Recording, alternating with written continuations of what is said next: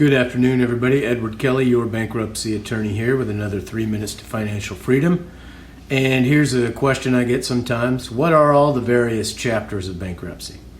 And I'm going to answer that, or I'm going to partially answer that. There are several chapters that you may never hear of and won't pertain to you, but I'll give you the three that you hear about. Chapter 7, that's the one you want to do if you can. That's a personal liquidation. It means you're getting rid of all unprotected assets in exchange for wiping out all of your dischargeable debt. And 90 days start to finish, filing to discharge in an ideal situation, this is what you want to do. If you're not going to lose property that you want to keep, and if you're going to get rid of debt that you want to get rid of. What's the next one? Chapter 13. So this is kind of a hybrid personal reorganization slash liquidation. So again, your assets that are not protected are up for grabs, either to be liquidated, or if you want to keep them, you've got to pay their value into your Chapter 13 plan. And as you know, Chapter 13 means you pay what you can, not what you owe, for 5 years. And at the end of it, any remaining debt is discharged, just like it would be in a 7. So it's much more involved than a 7, but can result in a similar outcome.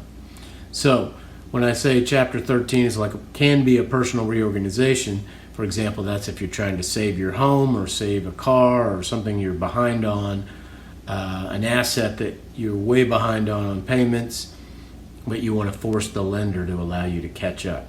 So that can be a form of a personal reorganization. And also a liquidation, because you may be behind on your mortgage and have a bunch of credit card debt.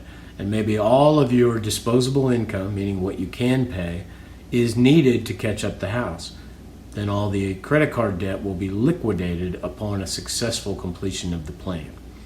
Last, you probably heard of Chapter 11. That's the one that makes the news. Your big companies, your Chesapeake and so forth.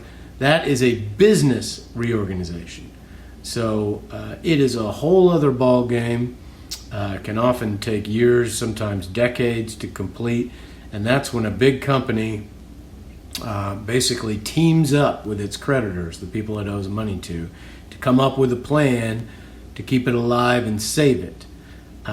We'll talk about that in another video, but that's what that refers to. Now there is now a new subchapter of Chapter 11 for small businesses, assets of $1 million or under, and that is a field some of you may be interested in. If you're a small LLC or a small corporation and you fit into that subchapter, it really streamlines it, makes it cheaper and more affordable and possible.